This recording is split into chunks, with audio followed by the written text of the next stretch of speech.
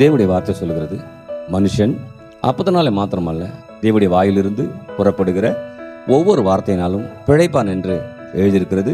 இதில் எழுதியிருக்கிற வார்த்தைகளை நான் விசுவாசிக்கிறேன்.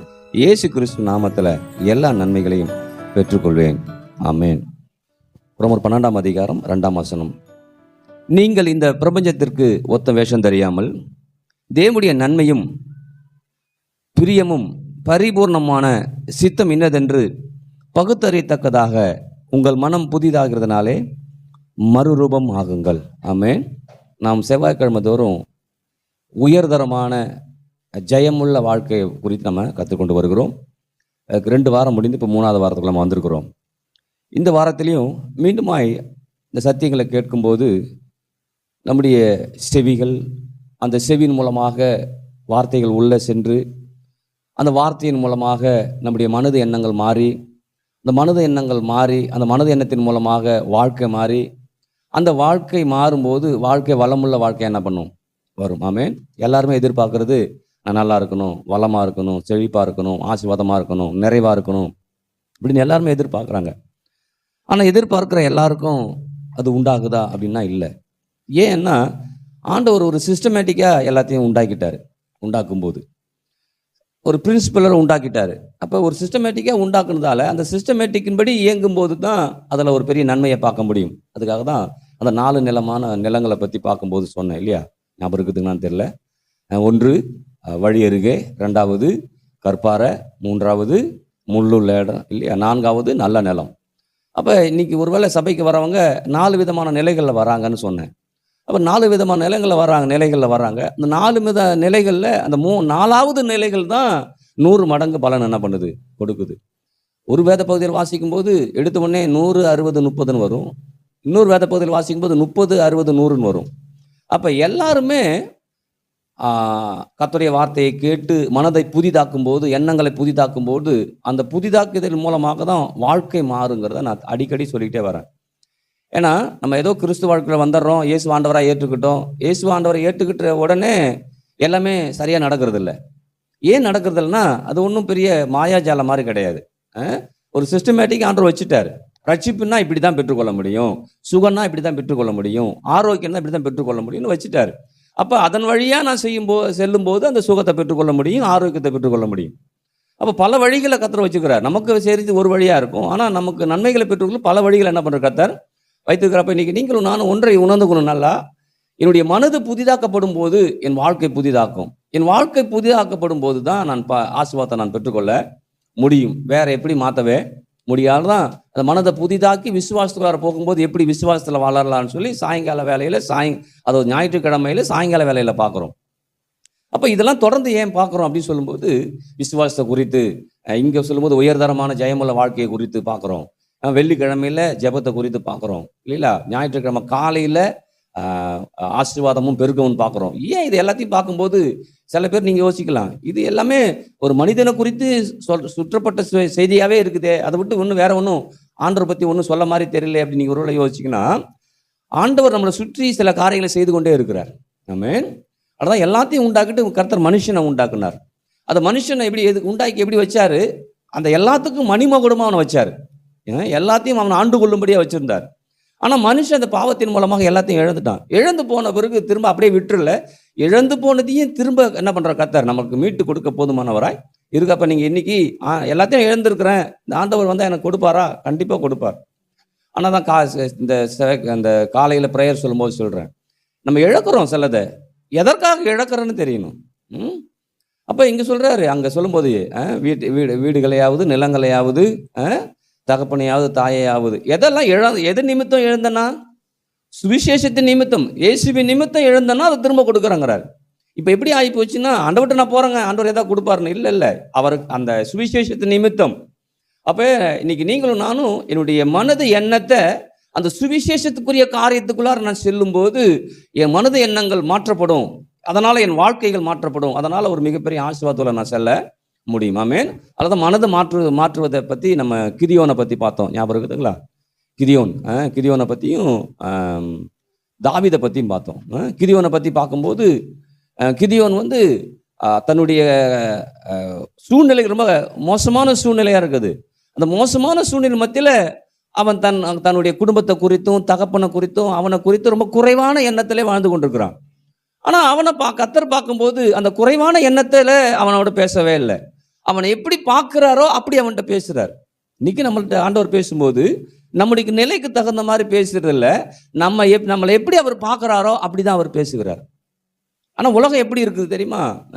ஒருத்தவங்க இப்போ நல்லா படிச்சுட்டாங்க, அவங்க இன்ஜினியர் ஆகிட்ட பிறகு தான் அவர் பாருங்கள் அவர் இன்ஜினியர்னு சொல்கிறாங்க இல்லையா? ஆனால் படிக்கும்போதோ இருக்கும்போது அவங்கள யாரும் பெருசாக சொல்கிறதே இல்லை. ஏன்னா முடித்த பிறகு தான் அவன் இன்ஜினியர் அப்படின்னு ஒரு நிர்ணயம் வச்சிடுறாங்க. ஆனால் ஆண்டவர் என்ன சொல்கிறாருன்னா முன்னாடியே நிர்ணயம் பண்ணி தான் அழைக்கிறார்.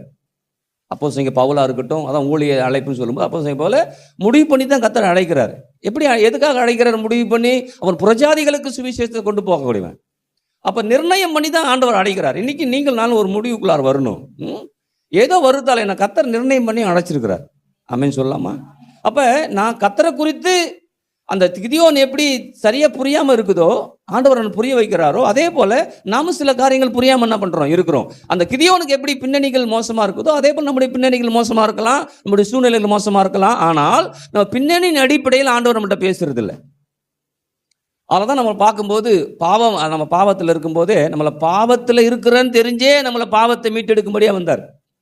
இப்போ நமக்கெல்லாம் சில பேருக்கு பாவத்தில் இருக்குதுன்னு தெரியாமல் சில பேர் இருப்பாங்க இல்லையா? நான் ஒரு பாவம் பண்ணலான்றாங்க இல்லைங்களா? உலகம் அப்படி தான் சொல்லுது. ஆனால் ஆண்டவர் பாருங்க, அவன் பாவியாக இருக்கும்போதே அவனை நேசித்து அவனை என்ன பண்ணுறாரு? பாவத்திலிருந்து விடுதலை ஆக்குனார். அப்போ இன்னைக்கு இந்த மாலை வேலையில் நம்ம புரிஞ்சுக்கணும், நான் எந்த நிலைமையில இருக்குன்னு நினைக்கிறாரோ அப்படி தான் என்ன பார்க்குறாரு. நான் அந்த இருக்கிற நிலைமையில நான் பார்க்கறது இல்லை. ஏன்னா என்னுடைய நிலைமைகள் மாறும்போது தான் அதை நான் யோசிக்கிறேன். ஆனால் கிதியோன்ட்ட பயந்து ஒளிந்து பயந்து குகைகளில் வாழ்ந்து கொண்டிருக்கிற அந்த கிதியோன்ட்ட பேசும்போது எப்படி பேசியிருக்கணும்? இதெல்லாம் நான் ஏற்கனவே வரணும்னு சொல்லிருக்கிறேன். பயந்தாங்குழியே வா அப்படின்னு தான் கூப்பிட்டுருக்கணும். கிதியோனை எப்படி பார்த்து கூப்பிட்டுருக்கணும்? நம்ம சொல்லும்போது யாராவது பயந்தாங்கன்னா சொல்லுங்களே, பிள்ளைங்களை பார்த்து இது பயந்தாங்குழி அப்படிம்போம். அடிக்கடி கூப்பிடுவோம், அது பயந்தாங்குழி வா பயந்தாங்குழி. ஏன்னா அது பிள்ளை பயப்படுது அப்படின்னு நமக்கு நல்லா தெரியுது இல்லையா? நம்ம அதை தான் கூப்பிட்டுருக்குறோம். கிதியோனை எப்படி கூப்பிட்டுருக்கணும்? அவரு பயந்தாங்குழி வா, பதுங்கி கிடக்கிறவனே வா, குகையில் இருக்கிறவனே வா அப்படின்னு அவனை கூப்பிட்டுருக்கணும். ஆனால் அப்படி அழைக்கவே இல்லை. அப்போ யோசிச்சு பாருங்க, இன்னைக்கு நாமளும் சில காரியத்தை பயந்து இருக்கும்போது கர்த்தர் என்ன பயந்தாங்குழின்னு கூப்பிடுறது இல்லை. பணம் காசு இல்லைன்னா கூட ஒன்றும் இல்லாதன்னு கூப்பிடுறது இல்லை ஆண்டவர். என்ன எத்தனை பேருக்கு புரியுது? நாம தான் ஒன்றும் இல்லைன்னு நினச்சிட்டு இருக்கிறோம். என்ன பார்க்கும்போது அவர் என்ன ஒன்றும் இல்லைன்னு பார்க்குறதே. அப்போ அவர் என்ன பார்க்குற விதத்தை என்னுடைய மனதுக்குள்ளார எண்ணத்துள்ளார நான் கொண்டு போகணும். அப்போ கிதியோனுக்கு அதை கொண்டு போகிறதுக்காக அவர் சில காரியங்களை அவனுக்கு பயிற்றுவிக்கிறார். பயிற்றுவிக்கும் போது பார்த்தீங்கன்னா கிதியோனு செய்ய சொல்கிறான் காரியத்தை கர்த்தர் செய்கிறார் இல்லைங்களா? நான் தோல் உடைகளை போடுவேன், அதை போட்டோன்னா அந்த தோல் உடையில மாத்திரம் பனி பெய்யணும், மற்ற இடத்துல என்ன கூடாது, பெய்யக்கூடாது. ஆண்டவர் செஞ்சு காமிக்கிறார். ஏன்னா அவனை எப்படி பார்க்குறாரோ அப்படியே அவனை மாற்றணும் கடவுள் விரும்புகிறார். அதை மாற்றுவதற்கு ஆண்டவர் அவனுக்கு உதவி செய்கிறார். என்ன உதவி செய்கிறார்? அவன் எப்படிலாம் செய்ய சொல்கிறானோ அதெல்லாம் செஞ்சு காமிக்கிறார். எந்த பேருக்கு புரியுது? அப்புறம் பார்த்தோன்னா அந்த தோலில் மட்டும் பனி படக்கூடாது, மற்ற இடத்துல பண்ணும். பர்டிகுலராக அந்த இடத்த மட்டும் பனி பெய்யாமல் இருக்குது, மற்ற இடத்துல பனி என்ன பண்ணுது. அப்போ யோசிச்சு பாருங்க, இன்னைக்கு நாம் இருக்கிற வண்ணமாக பார்க்குறோம். ஆண்டவர் மாத்திரம் நம்ம எப்படி இருக்கணுமோ எப்படி இருக்கணும்னு வச்சிருக்கிறாரோ அப்படி நம்மளை பார்க்குறாரு. ஆமென் சொல்லாமா? அப்போ இன்னைக்கு நம்ம இனிமேட்டு நம்ம குறைவை பார்க்குறோம், கஷ்டத்தை பார்க்குறோம், பிரச்சனையை பார்க்குறோம். அதுதானா? இல்லை கர்த்தர் எப்படி என்ன பார்க்குறாரோ அதே போல் நான் அதை பார்க்க போகிறேன். ஆமென் சொல்லாமா? ஆனால் நாம் அப்படி பார்த்து பழகலை, வேற ஒன்றும் கிடையாது. அப்படி நம்ம பார்த்து பழகலால் தான் தேவ ரகமான விசுவாசத்தில் சொல்லிட்டு வரேன். நான் அதுலேயும் சொல்லிட்டு வரேன். ஏன் சொல்லிட்டு வரேன்? தேவ ரகமான விசுவாசம் சொல்லும்போது தேவனுடைய விசுவாசத்தை நமக்கு இருந்துச்சுன்னா கர்த்தர் எப்படி பார்க்குறோம் அதை நான் பார்க்க முடியும். நான் தேவனுடைய பிள்ளைய என்ன பண்ணுறேன்? இதில் தான் தொடர்ந்து இது ஒன்னோட ஒன்று தொடர்புடைய நான் பேசிக்கிட்டே இருக்கிறோம். அப்போ தொடர்ந்து ஏன் பேசிக்கிறோம்னா என்னுடைய எல்லாத்தையும் விசுவாசம் இருக்குது, அதே சமயத்தில் ஆசீர்வாதம் பெருக்கத்தை பற்றி பார்க்குறேன். எல்லாத்தையும் பார்த்தாலும் எனக்கு மனது அதை இடம் கொடுக்க மாட்டேன்னா அதை நான் பெற்றுக்கொள்ளவே. அப்போ இதான் செவ்வாய்க்கிழமை இதை பார்க்குறோம். அப்போ இங்கே மனதை குறித்து பார்க்கும்போது என்னை கர்த்தர் எப்படி பார்க்குறாரோ அதே போல் என் மனது எண்ணத்துக்குள்ள நான் ஆழமாக அதை பதிய வைக்கணும். அதை நான் ஏற்றுக்கொள்ளணும். அப்படி ஏற்றுக்கொள்ளும் போது தான் நான் விசுவாசிக்க முடியும், ஆசீர்வாதத்தை பெற்றுக்கொள்ள முடியும், பெருக்கத்தை அடைய முடியும். இன்னும் சொல்ல போனால் ஆசீர்வாதம் பெருக்கமும் நம்முடைய வாழ்க்கையின் பங்கு என்ன பண்ணும்? மாறும். ஆமென் சொல்லாமா? ஹல்லேலூயா. அப்போ இங்கே சொல்கிறா பாருங்க, இப்படி இருக்கு அப்படின்னு ஆரம்பிக்கும் போது சொல்கிறாரு இல்லையா? அப்படி இருக்கு நாங்கள் ஆரம்பிக்கிறார். இங்கே நீங்கள் இந்த பிரபஞ்சத்துக்கு ஒத்த வேஷம் தெரியாமல் தேவனுடைய நன்மையும் பிரியமும் பரிபூர்ணமான சித்தம் இன்னதென்று பகுத்தறியத்தக்கதாக என்ன பண்ணுமா? நல்லா யோசிச்சு ஆராய்ந்து ஒரு முடிவுக்குள்ளார நீ முதல்ல என்ன பண்ணு. உன் மனதை போட்டு அலட்டி கிடக்காத. எண்ணங்களை போட்டு அசைவாடிக்கிட்டு இருக்காத, எண்ணத்தை போட்டு இது அதி போட்டு யோசிச்சு புலம்பிட்டு இருக்காத. கொஞ்சம் பகுத்து அறிந்து என்னை பத்தி நல்லா புரிஞ்சுக்க. என்ன புரிஞ்சுக்க சொல்றாருன்னா, என்னுடைய பரிபூர்ணமான சித்தம் என்னான்னு முதல்ல அதை அறிந்து கொள்ள, அதை புரிந்து கொள்ளுங்கிறார். அப்ப பரிபூர்ணமான சித்தம் என்னதென்று பகுத்தறியத்தக்கதாக உங்கள் மனம் புதிதாகிறதுனாலே மறுரூபமாகல். இப்ப நிறைய பேர் வாழ்க்கை மறுரூபப்படும் நினைக்கிறோம், ஆனா மறுரூபமாகல. ஏன்னா மனம் புதிதாகும் போது தான் மாற்றங்கள். அப்ப மாற்றம் உண்டாகணும் நினைக்கிற நீங்களும் நானும், அது யாரா இருந்தாலும், ஆண்டவரை ரட்சகராக ஏற்றுக்கொண்ட யாரா இருந்தாலும் சரிதான், அவருடைய மனம் புதிதாகும் போது தான் அவங்க வாழ்க்கையில மாற்றங்கள் உண்டாகும். இதுதான் பிரின்சிபல், வேற பிரின்சிபல் ஒண்ணுமே இல்லை. அப்ப அந்த பிரின்சிபலை நான் பயன்படுத்தும் போது எண்ணங்களும் சிந்தனைகளையும் மாற்றி அமைக்கும் போது, அதான் தாவீதை பத்தி சொன்னேன். அவருக்குங்களா, தாவீது சின்ன பையன், சிறு பையன், ஆனா எண்ணங்கள் பெருசா இருக்குது, உயர்வா இருக்குது, மேன்மையா இருக்குது. என்ன மேன்மையா இருக்குது? நல்லா வாழணும், முன்னேறணும் இல்லை, என் தேவன் எப்படிப்பட்டவராக என்ன அவருக்கு பெருசா என்ன பண்ணுது?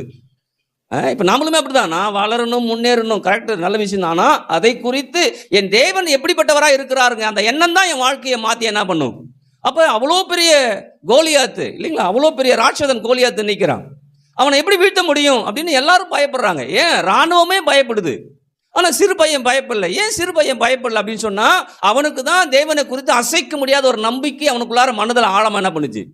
இன்னைக்கு நீங்களும் நான் எதிராக இருக்கிறது ராட்சதனா இருக்கலாம், எதுவா இருந்தாலும் அதை மேற்கொள்ளக்கூடிய அதிகாரத்தையும் பலனையும் அதற்கு எல்லாத்தையும் எனக்கு கர்த்தர் கொடுப்பார். ஏன்னா என் கர்த்தர் அதெல்லாம் மாற்றக்கூடியவருங்க. எண்ணம் எனக்குள்ளார ஆழமா பதியும் போது தான் அதுல நான் வெற்றி காண முடியும். ஆமென் சொல்லுமா, ஹல்லேலூயா. அப்ப கிதியோனை போல இருக்கக்கூடாது, யாரு போல இருக்கணும்? தாவீது போல. ஆமென். தாவீது எப்படி இருந்தான்? என் தேவன் எப்படிப்பட்டவர். இன்னைக்கு நீங்களும் நானும் என் மனது எண்ணத்துல ஆழமா நிறுத்தணும், என் தேவன் எனக்கு எப்படிப்பட்டவராக இருக்கிறார். அதான் மனம் புதிதாகிறதுனாலே மறுரூபம். அப்ப என் மனதை ஒவ்வொரு முறையும் தேவனுடைய வார்த்தையால புதுப்பிக்கணும். தேவனுடைய வார்த்தை என்ன பண்ணும்? புதுப்பிக்கணும். எப்படி புதுப்பிக்கணும்? கர்த்தர் பராக்கிரமம் சொல்றாரா? நான் நினைக்கணும், எனக்கு கர்த்தர் பராக்கிரமசாலியா பார்க்கிறார். அப்ப அதே போல எனக்கு படிக்க தெரியலையா, கர்த்தர் என்ன ஞானவானா பார்க்கிறார், என்னை சிறந்தவனா பார்க்கிறார்.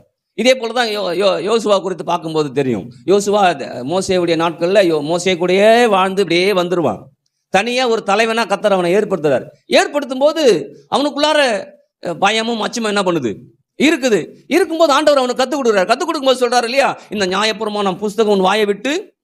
அப்ப ஏன்னா பயமும் அச்சமும் சூழ்நிலை வரும்போது, நான் உன் கூட இருக்கிறேன்னு சொல்லும்போது, உன் மனது எண்ணங்கள் ஆழமா என்னுடைய வார்த்தையின் மேலேயும் என் மேலே அதிகமா வரும்போது தான், அதை நினைச்சு அதை தியானிக்கும் போது தான் நீ வெற்றி காண முடியும். அப்ப தியானிக்கிறது நானு, வெற்றி பெறுவது நானு, என்னை வெற்றி பெற செய்வது அவரு. ஆமென் சொல்லமா. அப்ப உயர்தரமான ஜெயமுள்ள வாழ்க்கை வாழ முடியுமா? வாழ முடியும். எப்படி வாழ முடியும்? என் தேவன் என்னை வாழ வைக்க அவர் போதுமானவரா? அப்ப என் தேவன் எப்படிப்பட்டவருங்கிற படம் எனக்கு நிறைய என்ன பண்ணும். அப்ப என் தேவனை பத்தி எனக்கு ஒண்ணுமே தெரியல அப்படின்னு சொன்னா என்னால எதுவும் பெற்றுக்கொள்ளவே முடியாது. சொல்றேன், நம்ம எதை என் தேவன் எப்படிப்பட்டவர், எதை நான் ஸ்பெஷலா புரிஞ்சுக்கிறேனோ அதுல நான் ஆசீர்வதிக்கப்படுவேன். அப்ப அவரை பத்தி நான் எல்லா நிலைகளையும் பார்க்கிறேன். அதை சொல்லும்போது உங்களுக்கு சொல்லியிருக்கிறேன், பழைய ஏற்பாடு காலத்துல பல்வேறு நாமங்கள்ல தேவன் வெளிப்பட்டார். இப்ப இயேசு நாமத்துல வெளிப்பட்டிருக்கிறார். எல்லா நாமத்துக்கு மேல நாமத்தை நமக்கு வெளிப்பட்டிருக்கிறார், அதையும் சொல்லியிருக்காரு இல்லையா. அப்ப சொல்லும் போதெல்லாம் ஒண்ணு புரியணும், இன்னைக்கு எல்லா நாமத்துக்கு மேலான்னு சொல்லும்போது நமக்கு எதிராக இருக்கிறத மாத்திரமல்ல, எனக்கு என்னெல்லாம் வேணுமோ அதை எல்லாவற்றையும் கொண்டு வந்து கொடுக்கக்கூடிய நாமம் என்ன பண்ணுது. அப்ப யெகோவா ஈரேன்னு அன்னைக்கு வெளிப்பட்டார். இன்னைக்கு இயேசு நாமத்தில் யெகோவா ஈரே அடங்கி இருக்குது. யெகோவா ரஃபாவா இருந்தார், இயேசுவின் நாமத்தில் யெகோவா ரஃபா அடங்கி. அப்ப எனக்கு சுகமா, எனக்கு ஆரோக்கியமா, எனக்கு நல்வாழ்வா, எனக்கு ஏராளமா, தாராளமா, எல்லாமே எதுல இருக்குது? இயேசுவின் நாமத்துல. ஆமென் சொல்லாமா.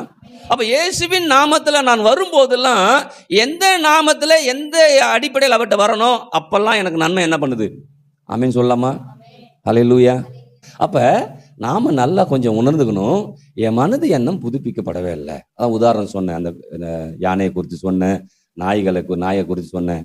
எதிலையோ போய் சிக்கிடுது மனது. என்ன பண்ணு, எதிலே போய் என்ன பண்ணுது, சிக்கிடுது. அதுல இருந்து விடுவிக்க தெரியாம என்ன பண்றோம், அதிலே வாழ்ந்துடுறோம்.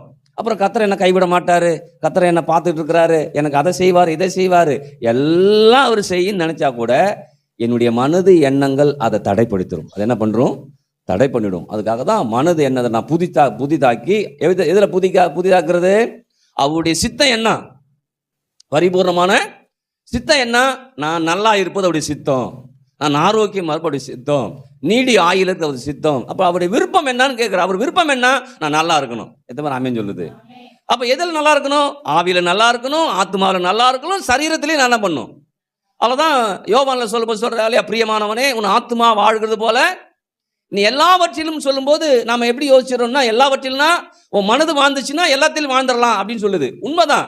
ஆனால் ஆங்கில பைபிளில் பார்க்கும்போது இன்னும் சொல்லுது, அந்த அதாவது மனம் புதிதாக அந்த பிரியமானவன் ஆத்மா வாழ்கிறது இல்லையா, அந்த ஆத்மா மனது எப்படி புதிதாக்கப்படணும்? கர்த்தருடைய வார்த்தையில் புதிதாக்கப்படும் போது என்னுடைய சரீரமும் புதிதாக்கப்படுமா. ஆங்கில பைபிள் சொல்லும்போது சரீரத்தை பற்றி சொல்லுது இல்லையா. அங்கே இப்போ பிரியமானவனே உன் ஆத்மா வாழ்கிறது போல எல்லாவற்றிலும் அப்படின்னு சொல்லும்போது அங்கே மனதை குறித்து மட்டும் சொல்ல மாதிரி இருக்குது. ஆங்கில பைபிள் சொல்லும்போது சரீரத்தையும் சேர்த்து சொல்லுது. சரீரத்தை என்ன பண்ணுது? சேர்த்து. அப்போ யோசிச்சு பாருங்க, எனக்கு சுகவீனம் இல்லாமல் நான் சுகத்தால் இருக்க முடியும். எப்படி இருக்க முடியும் அப்படின்னா, என் மனது எண்ணங்கள் சுகத்துக்குரிய வார்த்தையை விசுவாசிக்குது, அதை விசுவாசி அதை பேசுது. அப்போ பிரியமானவனே ஆத்மா வாழ்றது எல்லாவற்றையும் சொல்லும்போது நாம பொதுப்படையாவே யோசிக்கிறோம். அதாவது எடுத்த உடனே பணம் போர் அப்படின்னு யோசிக்கிறோம். முதல்ல ஒரு மனிதன் எப்படிப்பட்டவனா இருக்கிறான்? ஆவி, ஆத்மா, சரி. அப்ப எனக்கு ஆவிக்குரிய ரீதியில் எனக்கு கர்த்தர் நடத்துவாரு, சரீரத்தில் பலத்தால் என்ன பண்ணுவாரு? அப்ப சரீரம் எனக்கு பலவீனமா வரும்போது நான் என்ன நினைக்கணும்? என்னுடைய சரீரத்தை புதுப்பிக்கக்கூடிய வார்த்தைகளை நான் எடுத்து பேசுவேன். பேசும்போது என் சரீரம் என்ன பண்ணும்? புதுப்பிக்க. அப்ப பிரியமானவனே உன் ஆத்மா வாழ்றது எல்லாவற்றையும் வாழ்ந்திருப்பேன்னா எனக்கு, அதாவது என் மனது அந்த வார்த்தையில வாழ்ந்திருக்கும் போது எந்த வார்த்தையில என் மனது வாழ்ந்திருக்குதோ அந்த வார்த்தையில இருக்கிற சுகம், அந்த வார்த்தையில இருக்கிற ஆரோக்கியம், அந்த வார்த்தையில இருக்கிற நல்வாழ் எனக்குள்ளார என்ன பண்ணும்? வரும். ஆமென். அப்ப இப்படி வரும். அங்க சொல்லும்போது சொல்ல பிரியமான ஆத்மா வாழ்கிறது போல நீ எல்லாவற்றிலும் வாழ்ந்திருக்கு இப்படி வரும்னு சொல்லலையா. அங்க சொல்லும்போது எதை குறித்து சொல்ல போறோம்னா செழிப்பை குறித்து என்ன பண்ணுது. அப்ப இன்னைக்கு நீங்களும் நானும் வேதம் சொல்றதா, நீதிமான் பனையை போல் செழித்து. அப்ப நீதிமானா கர்த்தரை என்ன மாத்தி என் மனது எண்ணத்துக்குள்ளார மாற்றத்தை கொடுத்து அதன் மூலமாக ஒரு பெரிய செழிப்பை நான் அடையணும்னு கர்த்தர் என்ன பண்றாரு. அப்ப நான் முதல்ல எதுல செழிப்பு அடையணும் சொல்லியிருக்கு, ஞாபகம் இருக்குதா? அதையும் கேட்டுக்கிறேன் திரும்ப. நான் எதுல செழிப்பா இருக்கணும்? மாசம் 1ஆம் தேதி ஜூன் 1 சொன்னேன், என் மனது செழிப்பா இருக்கணும். என் மனது தரித்திரமா இருந்துச்சுன்னா அதில் ஆசீர்வாதத்தை பெற்றுக்கொள்ளவே. அப்ப என் மனது செழிப்பாகணும். அந்த மனதை எப்படி செழிப்பாக்கணும்? செழிப்பாக்கக்கூடிய வார்த்தைகளை என் மனது செழிக்கணும். எப்படி ஒரு ஊறுகாவை எடுத்து, ஒரு எலுமிச்சை பழத்தை எடுத்து உப்புல போட போட அது ஊறி ஊறி ஊறி ஊறி அது தன்மைகள் மாற்றப்பட்டு அது ஒரு விதமான சுவையை உண்டாக்குது. அதே போல என் மனது எண்ணங்கள் நான் கஷ்டத்திலையும் கடுமையான சூழ்நிலையும் வாழ்ந்து வாழ்ந்து வாழ்ந்து பழகிட்டேன் இல்லையா, அதிலே பழகி நம்ம ஊறிட்டேன். இப்போ நான் என்ன பண்ணும்? அதை நம்பாம கர்த்தருடைய வார்த்தைகள் வர போகணும், கர்த்தருடைய வார்த்தையை விசுவாசிச்சு அதை படிக்கணும், அதை படிச்சு அதில் நான் ஊறணும். அதில் ஊற ஊற ஊற அதில் நான் செழிக்கும் போது, எதில் செழிக்கும் போது? தேவனுடைய வார்த்தையில நான் செழிக்கும் போது, தேவனுடைய வார்த்தையால என் மனதை நான் செழிக்க வைக்கும் போது என் வாழ்க்கையில செழிப்பு உண்டாகும். ஆமென் சொல்லமா? அப்ப இப்படிதான் நடக்குமா? ஆமா, இப்படிதான் நடக்கும், வேற ஒன்றும் இல்லை. நம்ம சொல்லுவோம்ல, டாக்டர்கிட்ட போய் ஊசி மட்டும் போட்டுறாதீங்க டாக்டர், மாத்திரை மட்டும் கொடுங்கண்ணா. இல்லம்மா, உனக்கு இருக்கிற பிரச்சனை ஊசி போட்டு தான். இல்லை அது மட்டும் வேணாம். அவர் சொல்ற இல்லப்பா அது போட்டாதான். அப்ப நம்ம என்ன பண்றோம்? பல்ல கடிச்சிக்கிட்டு என்ன பண்றோம்? அப்ப இன்னைக்கு முடிவு பண்ணும், கர்த்தர் சொல்றாரு உன் மனது செழிக்கணும்ப்பா, அப்பதான் உன் வாழ்க்கை என்ன பண்ணும்? செழிக்கும். ஆமென். உன் எண்ணம் செழிக்கணும்ப்பா, அப்பதான் வாழ்க்கை என்ன பண்ணும்? அப்ப எண்ணமும் மனதும் எப்போதும் வறட்சியாவே இருந்துச்சுன்னா வாழ்க்கை வறட்சியா தான் என்ன பண்ணும்? சத்தத்தை காணுமே. நமக்கு தலை வறண்டு போதெல்லாம் தெரியும், நாக்கு வறண்டு போது கூட தெரியும், தண்ணி குடிப்போம் இல்லையா. ஆனா என் மனது எண்ணங்கள் வறண்டு போகிறது நமக்கு என்ன பண்ணல தெரியல. ஏன் தெரியல தெரியுமா? இப்ப தெரியும் சொன்னா. ஏன் அதை நான் புரிஞ்சுக்கலன்னா, என் வாழ்க்கையில வறட்சி இருக்குதுன்னா என் மனதில் வறட்சி இருக்குன்னு அர்த்தம். என் வாழ்க்கையில வறட்சி இல்லைன்னா மனது செழிப்பா இருக்குன்னு அர்த்தம். தண்ணி குடிக்கிறோம் இல்லையா, நாக்கு வரலது என்ன பண்ண, தண்ணி குடிக்கிறோம், தலையை ஒரு மாதிரியா இருக்கு, எண்ணெய் தடவுறோம், அது வறட்சி தெரியுது இல்லையா. இப்போ இந்த வறட்சி எப்படி தெரிஞ்சுக்கலாம்? என் வாழ்க்கையில ஆசீர்வாதம் குறைவா இருக்குதுன்னா என் மனது கர்த்தருடைய வார்த்தையில செழிக்கல. கர்த்தருடைய வார்த்தையில செழிச்சாதான் மாற்றத்தை என்ன பண்ண முடியும்? சத்தத்தை காணும் ஒன்றும். அப்ப நான் என்ன பண்ணும்? தண்ணியை குடிச்சிடுறேன், எண்ணெயை தடவிடுறேன் இல்லையா, உடம்புல வெளில போயிட்டு வந்தா ஹீட்டா இருக்குது, இல்லை வெயிலில் போயிட்டு வந்து ஒரு மாதிரியா இருக்கு, குளிக்கிறோம், எல்லாம் ஓகே, அது மாறுது. ஆனா நமக்கு சொல்றோம் எனக்கு ஒன்றும் பெருசா மாறின மாதிரி தெரியலையே. அங்க சொல்ற மனம் புதிதாக மறுரூபம்னா என்னன்னா, நான் கர்த்தருடைய வார்த்தை எடுத்து என் மனது எண்ணத்துல நான் மனது எண்ணத்தை நான் செழிப்பாக்கும் போது, பிரியமானவனே நீ ஆத்துமா வாழ்கிறது போல எல்லாவற்றிலும் என்ன பண்ணுவோம் சொல்லுங்க, எல்லாவற்றிலும் வாழ்ந்திருப்பேன் அப்படின்னு சொல்லி எங்க பிடிக்கணும்? அதை போய் கொண்டு போய் மனதில் செழிக்க வைக்கணும். எது செழிக்கணும்? மனதில் செழிக்கணும். ஆமென். இப்ப காணிக்கை எடுத்தோம்ல, எடுக்கும்போது நீங்க எத்தனை பேர் கூனி குறுக்கி உட்காந்தீங்க? நல்ல பேர் சிஸ்டர் சொல்றாங்க, நான் வரலப்பா அப்படின்னு. நான் வரலப்பா. நம்ம என்ன பண்றோம்? காணிக்கிறவனே ஏன் அதை எடுக்கிறோன்னா, ஒரு நாள் நம்ம லைவ் போடுவோம். அது ஒரு பிரின்சிபல், அது ஒரு ப்ரொசீஜரா என்ன பண்ணும் போகணும். புதுசா போட்டோம்னா அது மாறி மாறி வந்துடும் இல்லையா? அதுதான் அது தொடர்ந்து அதை நானும் பழக்க வைக்கிறேன். முதல்ல நீங்க போடுறீங்க போடல, அது அடுத்த பிரச்சனை. ஏன்னா நான் ஒரு ஒழுங்குக்குள்ளார நம்ம என்ன பண்ணும் வரணும். அப்படி வரும்போது தான் ஒரு நாள் அதை தொடர்ந்து செய்யவே முடியும் இல்லையா? அப்ப நம்ம என்ன பண்ணணும்? நீங்க போடும்போது எப்படி யோசிச்சு போட்டிருப்பீங்க தெரியுமா? எடுக்க மாட்டாருன்னு நினைச்சேன், எடுத்துட்டாரு. ஆண்டவர் என்ன ஆசீர்வதிச்சா கொடுக்குறேன். எல்லாமே தவறு கிடையாது, கரெக்டு தான். ஆனால் இன்னும் நினைக்கணும், கர்த்தர் என்னை இப்படி தான் வைக்க போறாரு, அப்படிப்பட்ட ஆளா என்னை கர்த்தர் மாற்ற போறாரு. அப்போ இங்கே வரும்போது நீங்கள் பாக்ஸ் வரும்போது நீங்கள் சொல்லணும், இதை நிரம்புற அளவுக்கு நான் போட அளவுக்கு நான் கர்த்தர் என்னை ஆசீர்வதிப்பார் அப்படின்னு என் மனது எண்ணத்துக்குள்ளார என் பயம் நீங்கி, அச்சம் நீங்கி, என்னுடைய தவிப்பு நீங்கி, கர்த்தருடைய வார்த்தை விசுவாசித்து நான் நின்றுட்டேன்னா ஒரு நாள் கேட்கலையான்னு கேட்போம். என்ன பண்ணுவோம்? என்ன இன்னைக்கு காணிக்கை எடுக்கலையா அப்படின்னு கேட்போம். ஏன்னா அங்கே இருக்குது. இப்போ எடுத்தா பிரச்சனையா என்ன பண்ணுது இருக்குது. அப்போ ஏன் அப்படின்னா என் மனது எண்ணங்கள் அதில் செழிக்கலை. எதை பார்த்தாலும் பயம், எதை பார்த்தாலும் அச்சம், எதை பார்த்தாலும் முடியுமோ முடியாதோ, இப்படியே ஒரு அவநம்பிக்கையிலே போகிறோம். ஆனால் இன்னைக்கு முடிவு பண்ணணும், அவநம்பிக்கையில் நான் வாழ விரும்பலை. எத்தனை பேர் வாழ விரும்புறது இல்லை? அதே போல குறைவிலையும் வாழ விரும்பலை. எத்தனை பேர் விரும்பலைங்கிறது? எத்தனை பேர் தாழ்ச்சியை விரும்பலை? அப்போ நான் தாழ்ச்சியாக இருக்க விரும்பலை. அப்போ தாழ்ச்சியாக இருக்கிறேன், வறட்சியாக இருக்கிறேன். ஏன் வறட்சியாக இருக்கிறேன்? ஏன் தாழ்ச்சியாக இருக்கிறேன்? பிரியமானவனே, உன் ஆத்துமா வாழ்கிறது போல எல்லாவற்றிலும் வாழ்ந்திருக்கும்படி மனது எண்ணத்தில் செழிப்பு இன்னும் வரல. செழிப்பு எப்படி வரும்? தேவனுடைய வார்த்தையில் தான் என்ன பண்ணும். அப்போ கண்டிப்பாக என் வாழ்க்கையில் செழிப்பை உண்டாக்குற தேவனுக்கு ஸ்தோத்திரம் உண்டாவதாக நான் சொல்லி சொல்லி என் மனதில் ஆழமாக என்ன பண்ணுவேன். நீதிமான் பனையை போல செழித்து லீபனோனுக்கு கேதுரு போல வளருவான். என்னுடைய வளர்ச்சி சொல்லிருக்கேன் இல்லையா, கட்டுக்கடங்காத வளர்ச்சி. என்னை கட்டுப்படுத்த முடியாத அளவு கர்த்தர் எனக்கு ஆசீர்வதிக்க போதுமானவராய். எப்படி அப்படின்னா என் மனது முதல்ல அது போகணும். நான் ஒருவேளை பார்க்காம இருக்கலாம். அவதான் கிதியோன் அவ்வளோ பயத்தில் நச்சுருக்கும்போது அவன் பார்க்கல. வெற்றி கிடைக்குமா, அந்த பயம் நீங்குமா, மீதியானவர்களை யார் மேற்கொள்ள முடியாது அப்படின்னு அவன் பார்க்கல. ஆனால் கர்த்தர் பார்க்குறாரு எப்படி மேற்கொள்ளணும்னு. அதில்தான் அங்கே பார்த்தீங்கன்னா தெரியும், முடிவை பார்க்கும்போது இவங்க ஒன்றுமே செய்யாமலே மீதியானவர்களை மேற்கொள்வாங்க. அதை படிச்சுக்க ரொம்ப சுவாரஸ்யமாக இருக்கும். அதே போல தான் அந்த 2 நாளாகமத்திலையும் இவங்க ஒன்றுமே செய்ய மாட்டாங்க, துதி பாடுவாங்க இல்லையா, துதி செய்ய தொடங்குவாங்க, வெற்றி அங்கே நிச்சயமாயிடும். ஏன்னா இந்த வெற்றி என்பதும் ஜெயம் என்பதும் மேன்மை என்பதும் உயர்வு என்பதும் நம்மளை சார்ந்தது அல்ல, அது தேவனை சார்ந்தது. தேவனை சார்ந்ததுன்னு சொல்லி நான் தேவனை சார்ந்து நான் வாழ்ந்து என் மனது எண்ணத்தை தேவனுடைய வார்த்தைகளை நிரப்பிட்டேன்னா நான் வாழ்ந்துருவேன். அல்லேலூயா. இது சாதாரணமானதல்ல இல்லையா, அவங்கவுங்க நிலைகள். அப்போ நான் தொடர்ந்து அந்த நிலையில் உயரணும். ஒருவேளை இன்னைக்கு தான் LKG வந்திருக்கிறேன், பிரச்சனை கிடையாது. ஃபர்ஸ்ட் ஸ்டாண்டர்டுக்கு போகணும், செகண்ட் ஸ்டாண்டர்ட் போகணும், தேர்டுக்கு போகணும், 12th போகணும், அப்புறம் என்ன பண்ணும், அப்படி தொடர்ந்து நான் பயிற்சி என்ன பண்ணும், முன்னேறணும்னா இப்பயா ஒரு கலெக்டர் ஆகணும், என்ன பண்றாங்க, ஒரு டிகிரி இருக்குன்னு. அப்படி தேவனுடைய வார்த்தையால நிரம்பி மனது எண்ணங்கள் செழிப்பாயிடுச்சுன்னா, செழிப்பாயிரும் இல்லையா. ஒரு பாத்திரம், சங்கீதக்கார பாத்திரம் நிரம்பி வழியை சொல்றாங்க. அதே போல என் வாயை திறந்தா தேவனுடைய வார்த்தைகளையே வந்துகிட்டே இருக்குது அப்படின்னா என் வாழ்க்கை செழிப்பாக்கிட்டே இருக்கும். சத்தத்தை காணும். ஒன்றும் வறட்சியா இருந்தேன்னா 1 2 வருது, மிஞ்சி போனால் ஒரு 5 வருது, மிஞ்சி போனால் ஒரு 10 வருது, அவ்வளோதான். அதுக்கு மேலே என்ன பண்ணாது. அவ்வளோதான். உங்களுக்கு நான் சொல்லி கொடுத்தேன், ஒருத்தவங்களை ஆசீர்வாதத்தை வார்த்தைகளை பேசுங்கன்னு சொல்லி. நமக்கு எத்தனை நாள் பேசிட்டோம், பேசுகிற மாதிரியா இருக்குது. அப்படி பேசவும் முடியல. ஆனால் நான் செழிக்கணும்னா நான் பேசணும், நீங்கள் செழிக்கணும்னா. இப்போ நமக்கு நாம் என்ன நினைக்கிறேன்னா, இப்போ நிலம் பாருங்க, நிலம் நான் செழிக்கணும்னா நான் என்ன பண்ணணும், நிலத்தை சரிப்படுத்தணும். அது கல்லாக இருக்கலாம், அது முள்ளாக இருக்கலாம், அது வழியாக இருக்கலாம். அதை சரிப்படுத்தி தான் ஒரு நாள் நல்ல விளைச்சலை பார்க்க முடியும். அப்போ அந்த நிலம் யாரை சார்ந்திருக்க போகுது, என்ன சார்ந்திருக்க போகுது? அப்போ யோசிச்சு பாருங்க, நான் என் மனது எண்ணத்தையும் நானே புதுப்பிச்சு தேவனுடைய வார்த்தையால புதுப்பிச்சு செழிப்பா ஆக்கிட்டேன்னா என் வாழ்க்கையில செழிப்பை யாராலும் தடுக்க முடியாது. அல்லேலூயா. அதை தான் தேவன் கொடுக்குற செழிப்பு. ஆமென். அப்போ பிரியமானவனே, உன் ஆத்துமா வாழ்கிறது போல அப்படின்னா, எப்பா உன் ஆத்துமாவில் உன் மனது எண்ணத்தில் தேவனுடைய வார்த்தை நிலைச்சிருக்குதா, அது செழிப்பா இருக்குதா? அது செழிப்பா இருந்ததுன்னா வாழ்க்கையில் செழிப்பு என்ன பண்ணும், வரும். ஆமென்.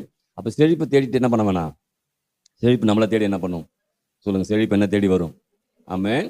அப்போ வரக்கூடிய செழிப்பை நான் வரவேற்கணுமே தவிர ரிசீவ் பண்ண தெரியணும். ரிசீவ் பண்ண பண்ணும் தெரியணும். அப்போ கண்டிப்பாக நம்ம ரிசீவ் பண்ணுவோம், நம்ம உயர்ந்த நிலைக்கு என்ன பண்ணுவோம் வரும். ஆமென். அப்போ உயர்ந்த நிலைக்கு வரும்படியாய் கர்த்தர் நம்மளை ஆசீர்வதிக்க போதுமானவராய் இருக்கிறார். சொல்லுங்க, உயர்தரமான மேன்மையான ஜெயமுள்ள வாழ்க்கையை, சிறந்த வாழ்க்கையை கர்த்தர் எனக்கு ஏற்படுத்தியிருக்கிறார். அப்படிப்பட்ட வாழ்க்கைக்கு என்னை ஆயத்தப்படுத்தி கொண்டிருக்கிறார். அந்த அப்படிப்பட்ட வாழ்க்கை என்னுடையதாய் மாறும். ஆமென். அப்போ உயர்தரமான மேன்மையான வாழ்க்கை கர்த்தர் நமக்கு என்ன பண்ணிருக்காரு வைத்திருக்கிறார். அதனால ஒவ்வொரு நேரமும் எதுல நான் செழிப்பா இருக்கணும்? வார்த்தையில பஞ்சம், வார்த்தையில பஞ்சம் வந்துருச்சுன்னா வாழ்க்கையில பஞ்சம். அதுக்குதான் நம்ம ஈசாக்கை பத்தி சொன்ன ஞாபகம் இருக்குதுங்களா? ஈசாக்கு வாழ்க்கையில பஞ்சமா இருக்குது. ஆண்டவர் வார்த்தையை கொடுக்குறாரு. வார்த்தையை கொடுத்து என்ன பண்றாரு? பஞ்சத்தை என்ன பண்றாரு? அவனை மாத்துறாரு. வாழ்க்கையில பஞ்சத்தை எப்படி மாத்துறது? ஒரே சொல்லுங்கள, ஒரே கஷ்டமா இருக்குதுங்க, ஒரே கண்ணீரா இருக்குதுங்க, எப்படிங்க மாத்துறது? அப்ப ஈசாக்கிட்ட மாத்தி காமிக்கிறார். வாழ்க்கையில பஞ்சம் இருக்குது இல்லையா? உலகத்துல பஞ்சம் இருக்குது இல்லையா? பஞ்சத்தின் மத்தியில தான் ஆண்டவர் அவரோட பேசுறாரு. எப்படி பேசுறாரு? வார்த்தையை கொடுத்து பஞ்சத்தை மாத்துறாரு. ஆமென். இன்னைக்கு நம்மகிட்ட பஞ்சமா இருக்குதுங்க, வாழ்க்கை ரொம்ப பஞ்சமா இருக்குதுங்க. சொல்லுவாங்களா, இழுத்துக்கிட்டும் நெருக்கிக்கிட்டும் பிடிச்சிக்கிட்டும் தான் இருக்குது, நான் என்ன பண்றது அப்படின்னு சொன்னா, நீங்க பஞ்சத்தின் மத்தியில இருந்தா வார்த்தையை பிடிச்சிக்கிறீங்களா? இந்த தேசத்துல இரு. அந்த தேசம் வந்து கானான் தேசம் கிடையாது, பெலிஸ்த தேசத்துல இருக்கு சொல்றாரு. எங்க இருக்கு சொல்றாரு? ஆமா, நீ எங்க இருந்தாலும் அது பெலிஸ்த தேசமா இருந்தாலும் எங்கனாலும் நான் சொல்ற இடத்துல இரு. சொல்றதுல இருந்தேன்னா ஒன்னு ஆசிர்வதிக்கிறது நானா என்ன பண்றேன் இருக்கிறான். அதான் பாருங்க, அவன் இருக்கிறான். எங்க என்ன பண்றான்? அவன் இருக்கிறான். இருக்கிற இடத்த எப்படி ஆசீர்வாதமா மாத்துறாரு அவரு? 100 சொல்லுங்க, கரங்களை தட்டி 100 மடங்கு பலனை நான் பெற்றுக்கொள்வேன். சொல்லுங்க, 100 மடங்கு பலனை பெற்றுக்கொள்வேன். ஆமென். அப்ப இரவும் பகலும் இப்படிப்பட்ட வார்த்தைகளை நான் தியானிக்கும் போது மனது என்னத்துக்குள்ள ஓடிக்கிட்டு என்ன பண்ணும் இருக்கணும். வீட்டுல ஃபேன் ஓடுதா? ஆமா, ஃபேன் ஓடுதுன்னா என்னதான் ஓடிக்கிட்டு இருக்கு? நீங்க வார்த்தை என்ன பண்ணும்? ஓடிக்கிட்டே இருக்கணும். ஏதாவது தியானிச்சிருக்கணும், பேசணும். அதுல குறை வந்துடவே கூடாது. அது குறை வந்துருச்சுன்னாவே வாழ்க்கையில குறை வந்துடும். வாழ்க்கையில குறைவு மாறணும்னா கர்த்தருடைய வார்த்தையில அது மனது எண்ணத்துல அதை என்ன பண்ணும்? செழிப்பாக்கணும். அப்படி செழிப்பாக்கிட்டேன்னா நீங்க வேணாங்க வரும் இல்லைங்களா? நம்ம அந்த நிலத்தை வந்து பண்படுத்தி காத்து சரி பண்ணி அதில் விளைச்சலை போட்டுட்டோம்னு வச்சுங்களேன், அது ஒரு நாள் எப்படி வரும்? விளைஞ்சி வரும். எவ்வளவு வரும்? வேணாங்க வரும் இல்லைங்களா? இல்லையா? மூட்டை என்ன பண்ணும்? வரும். எப்படி வந்துச்சுன்னா அவ்வளோ வேலை அதுக்கு செஞ்சிருக்கிறோம். அவ்வளோ வேலை என்ன பண்றாங்க? செஞ்சிருக்கிறோம். அப்போ அவ்வளோ வேலையை செஞ்சதால அவ்வளோ மகசூல் கிடைக்குது அப்படின்னு சொல்லி நமக்கு தெரியுது.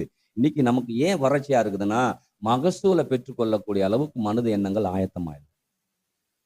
ரொம்ப சில நேரம் ரொம்ப சந்தோஷமாயிடுது மனது எண்ணம். 2-3 வார்த்தையை பேசுறோம், நல்லா பாடல் பாடுறோம் இல்லைங்களா? அப்புறம் கஷ்டமாயிட்டா என்ன பண்றோம்? கப்பு சிப்புன்னு இருந்துடுறோம். இல்லை, நான் ஜெயிச்சே ஆகணுமா? மேன்மையான வாழ்க்கை வாழ்ந்தே ஆகணுமா? நான் ஜெயமுள்ள வாழ்க்கை வாழ்ந்தே ஆகணுமா? கண்டிப்பா தேவனுடைய வார்த்தையால என் மனதை எண்ணத்தை நிரப்பி அந்த மனது எண்ணத்தை செழிப்பாக்கும்போது என் வாழ்க்கையில செழிப்பு என்ன பண்ணும்? ஆமென், ஆமென்.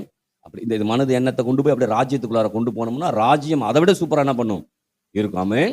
அப்ப நான் குறைபட மாட்டேன், நான் தாழ்ச்சி அடைய மாட்டேன், நான் வறுமையா இருக்க மாட்டேன். கர்த்தர் என்னோட கூட இருக்கிறார், என்னை விட்டு அவர் விலக மாட்டார், என்னை கைவிட மாட்டார் அப்படின்னு ஓயாம வார்த்தைகளை பேசிக்கிட்டு என்ன பண்ணும்? இருக்கணும். அப்படி பேச நீங்க பேசிட்டீங்கன்னா அது ஆண்டவர் என்ன பண்றாரு? ஐஎஸ்ஐ முத்திர மாதிரி கிராண்டட் உடனே உனக்கு ஓகேப்பா, உனக்கு ஓகேப்பான்றாரு. ஒருவேளை உங்க கரங்களுக்கு வராம இருக்கலாம், ஆனா நீங்க சொல்லிட்டீங்கன்னா அது ஓகே தான். சத்தத்தை காணுமே. ஹல்லேலூயா. ஆமா, அதனால ஆண்டவர் மனுஷனை உண்டாக்கும் போது சொல்லிட்டாரு, மனுஷன் இப்படித்தான் அப்படின்னு சொல்லி. மனுஷன் வேணா மாறிட்டான், கர்த்தர் மாறவே இல்லை. சொல்லுங்க, கர்த்தர் மாறவே இல்லை. இன்னைக்கும் மாறாதவரா கர்த்தர் இருக்கிறாரு.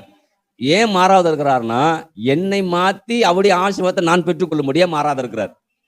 ஆமென். எதுக்கு மாறாம இருக்கிறாரு? என்ன அவர் மாத்தி அவருடைய ஆசீர்வாதத்தை நான் பெற்றுக்கொள்ள முடியாது மாறாத இருக்கிறார். எவ்வளவு நல்ல கர்த்தர் பாருங்க. இப்ப நம்மளாம் என்ன பண்ணுவோம்? ட்ரை பண்ணி பார்த்துட்டு விட்டுருவோம். ட்ரை பண்ணி பார்த்துட்டு என்ன பண்றோம்? விட்டுருவோம். ஆனா ஆண்டவர் விடுறதே இல்லை. உன்னை மாத்தி என்னுடைய ஆசீர்வாதத்தை நீ அனுபவிக்கும்படியா வைப்பாங்கிறாரு. இன்னைக்கு நான் அதை விசுவாசிக்கிறேன். எத்தனை பேர் நீங்க விசுவாசிக்கிறது? சொல்லுங்க. என்னை மாத்தி அவருடைய ஆசீர்வாதத்தை எனக்கு கொடுக்க போதுமானவராய் இருக்கிறார். என்னை மாற்றி அவருடைய எல்லா ஆசீர்வாதங்களையும் எனக்கு கொடுக்க அவர் போதுமானவராய் இருக்கிறார். ஆமென். எந்திருக்கலாமா?